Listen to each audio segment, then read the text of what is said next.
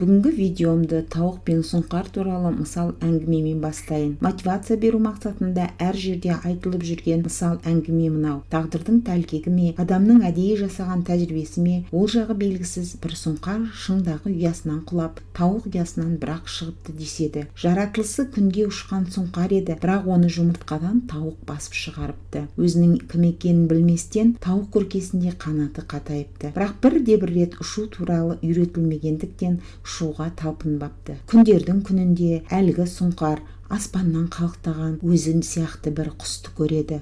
Бұл не болды екен деп өсірген тауық анасынан сұрапты дейді. Тауық анасы бұл ұясы құс шыңдарда болатын күнге ұшқан сұңқар екенін айтады. Онымен қалмай, сен тауықсың, қанатың болса да ұша алмайсың дейді. Бұған иланған қыран құс өмірінің қалғанын ешқашан ұшуға да тырыспай тауық болып өткізуге көнеді. Бұл мысал аңыздан тауық болу жаман, қайтсе де қыран болу керек деген ғибрат шықпайды. Әрбір жаратылыс өзінің жаратылыс мақсатына жараса көркем жаратылған. Сондықтан тауық болып жаратылған тауық өз жаратылысына жараса көркем жаратылыс. Бұл мысал аңыздағы трагедия. Қыран болып жаратылған балапанның өзінің кім екенін білмеуі, жаратылысында ұша алатын сұңқар болса да ұша алмайтынына өзін сендіріп, ешқашан ұшуға тырыспағаны, тауық болуға көніп, өмірін тауық күркесінде өткізуінде жатыр. Жаратылысыңа жараса өмірге лайық өмір сүру барлық жаратылыстың мақсаты болса керек. Тауық күркесінде өскен қыран жалпы адамның кім екенін тану мәселесін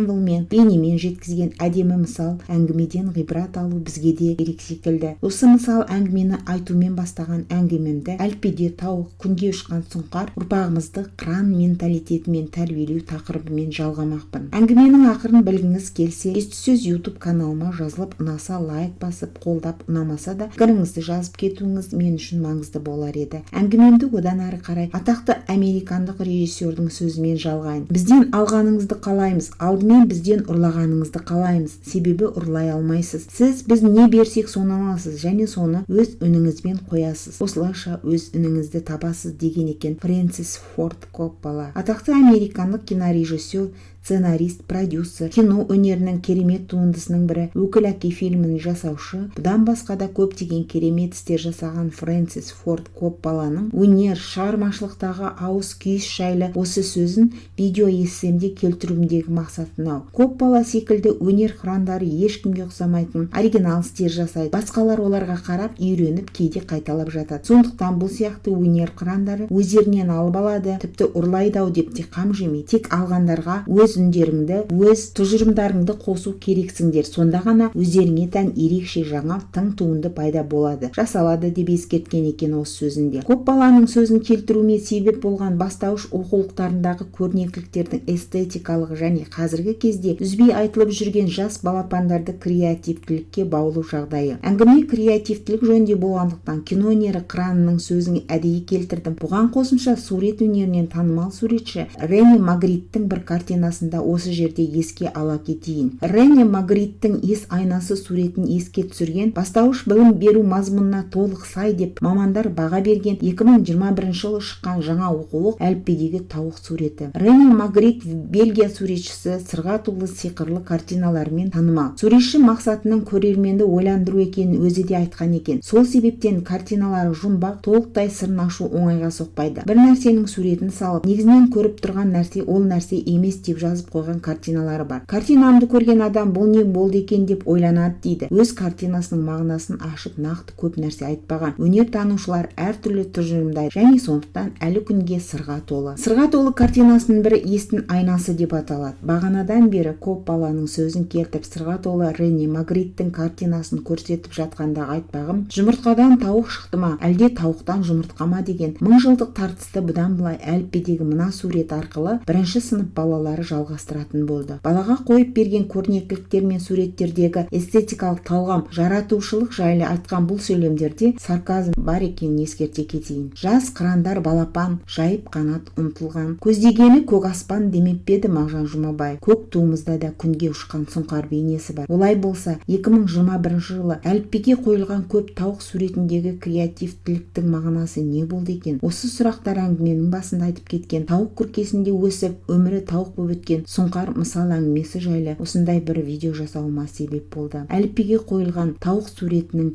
жағдайы осындай, ал тауық сөзінің грамматикалық тұлғасының өзі бірінші сынып баласына қоюға сәтті таңдалмаған. Мысал неге десеңіз, тау, ық деген екі буындағы қазақ тіл білімі ғалымдарының да мәселесі, яғни бірде дауысты, бірде дауыссыз болу мәселесі, емле мәселесі, кириллицамен жазғандағы у, басы түртілетін и, қысқа и және ұзын и мәселесі, бұл өте бір тартысты, күрделі мәселе болып табылады. Сондықтан да әліпбиге тауық деп сөз қойып берудің өзі табиғаты күрделі бір сөз. Видео қазақ тілін үйрету және үйрену, жас ұрпақ тәрбиесі секілді маңызды мәселелердің парқында болуымызға себеп тиер деген үмітпен дайындалғаны үшін пайдалы болды деп үміттенемін. Сондай видеолардың жалғасы болу үшін Естісөз YouTube каналыма, Естісөз Instagram парақшама жазылып, пікір қалдырып қолдап кетсеңіз болады.